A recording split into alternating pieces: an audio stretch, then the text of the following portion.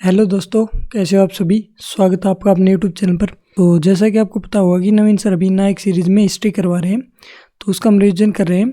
और जो ये हैंड रिटन नोट्स की पीडीएफ आप देख पा रहे हो, ये आपको हमारे टेलीग्राम चैनल पर मिल जाएगी। ये जो क्लास में करवा रहे हैं उनके हैंड रिटन नोट्स हैं, जो कि आपको टेलीग्राम चैनल पर मिल जाएंगे। और टेलीग्राम चैनल का लिंक आपको डिस्क्रिप्शन में मिल जाएगा। और जो पॉलिटी नवीन सर ने कंप्लीट करवा दी है, उसके जो नोट्स है वो भी आपको टेलीग्राम चैनल पर मिल जाएंगे। वहाँ से आप नोट्स ले सकते हैं। तो चलिए शुरू करते हैं अपनी वीडियो को।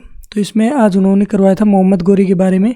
इसका वास्तविक नाम था शहाबुद्दीन। इसका जन्म 1149 ईडी में हुआ था। इसकी मृत्यु 1206 ईडी में हुई थी। गोरी का भाई था गयासुद्दीन, जो कि 1163 से 1206 तक रहा था। ये गौर प्रदेश का शासक था। मोहम्मद गोरी को 1173 में गौर प्रदेश मिला।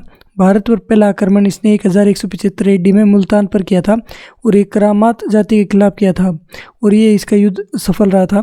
1178 में पाटन गुजरात पर आक्रमण किया, जो कि असफल रहा। यहाँ पर जो वंश था वो सोलंकी वंश था, और जो नेतृत्व किया था वो रानी नायका देवी ने नेतृत्व किया था। इनके जो बेटा थे उनके नाम था मूलराज सेकंड, और इनका जो सहयोग दिया था वो चयमान शासकों ने दिया था। जो युद्ध का नाम था इसे क्याद्रा का युद्ध भी कहते हैं। उस समय कन्नौज में गढ़वाल वंश था, बुंदेलखंड में चंदेल वंश था, कलचुरी में चेदी वंश था, बंगाल में पाल वंश और सेन वंश था, दिल्ली और अजमेर में चौहान वंश था, गुजरात में चालुक्य वंश था। फिर इसने पंजाब पर आक्रमण किया मलिक खुसरो के विरोध। 1169 में पेशावर, कश्मीर और सिंध को जीता। 1186 में लाहौर को जीता और 1188 बठिंडा पंजाब को जीत लेता है। फिर 1191 में तराइन का प्रथम युद्ध होता है, जो कि गोरी और पृथ्वीराज चौहान के बीच में होता है, जिसमें पृथ्वीराज चौहान जीतते हैं। पृथ्वीराज चौहान, इनका जो अन्य नाम है वो राय पिथौरा भी कहते हैं इन्हें। पृथ्वीराज राजसों में इसका वर्णन मिलता है, और ये इसके जो लेखक थे पृथ्वीराज राजसों के, वो चंद्रप्रदाय थे। 1192 ईडी इसमें दूसरा युद्ध होता है तराइन का, जिसमें गोरी और पृथ्वीराज चौहान के बीच में युद्ध होता है, जिसमें गोरी जीत जाता है, और ये तराइन का दूसरा युद्ध था। यहाँ पर जो हजारी प्रसाद लेखक है उनके अनुसार पृथ्वीराज राजसो 12वीं सदी में लिखी गई थी। गौरी शंकर ओझा इनके अनुसार 1543 में लिखी गई थी, और रामचंद्र शुक्ल ने इसे स्वीकार करने से मना कर दिया था। फिर गौरी शासन ऐबक को सौंप कर चला जाता है। उसके बाद टॉपिक शुरू होता है पृथ्वीराज चौहान। ये 1178 से 1192 तक गद्दी पर बैठे थे। इनके पिता का नाम था सोमेश्वर सिंह चौहान, और जो राज्य क्षेत्र इन्हें मिला था वो अजमेर और दिल्ली था। जो दिल्ली के संस्थापक है वो अनंगपाल तोमर है, जो कि अनंगपाल सेकंड भी जिन्हें कहते हैं। दिल्ली है उसका पुराना नाम दिल्लिकापुरी था।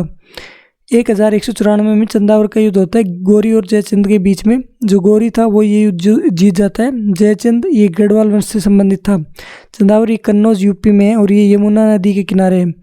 1192 में मोइनुद्दीन चिश्ती भारत आए, और ये एक सूफी व्यक्ति थे। सूफी की जो उत्पत्ति हुई है वो सफ़ा शब्द से हुई है, और सफ़ा का मतलब होता है पवित्र। और जो इस विचारधारा को रखता है उसे सूफीज़म कहते हैं, या सूफीवाद भी कहते हैं। ये अजमेर में इनकी दरगाह है, और उसे अजमेर शरीफ कहते हैं। और इनके जो गुरु थे उनका नाम था हारूनी। 1203 में कालिंजरा बयान हुआ। जो वहाँ पर जो राजा थे वो परमादी देव थे, और ये महोबा बुंदेलखंड के राजा थे। और इनके दो सेनापति थी, आल्ला और उदल। ये दोनों यदुवंशी थे। आल्ला खंड ये जगनीक ने लिखा है, और जगनीक राजा परमादी देव के दरबारी थे। गोरी का अंतिम अभियान वो खोखरों के विरोध था। गोरी की मृत्यु दमेक सिंध में होती है 1206 में। गोरी के कोई भी पुत्र नहीं था, और गोरी के जो दास थे ऐबक, इसे दिल्ली और अजमेर मिलता है। यालदोज इसे ऐबक का ससुर था, इसे गजनी क्षेत्र मिलता है। कुबाचा इसे सिंध का क्षेत्र मिलता है, और ये ऐबक का जीजा था।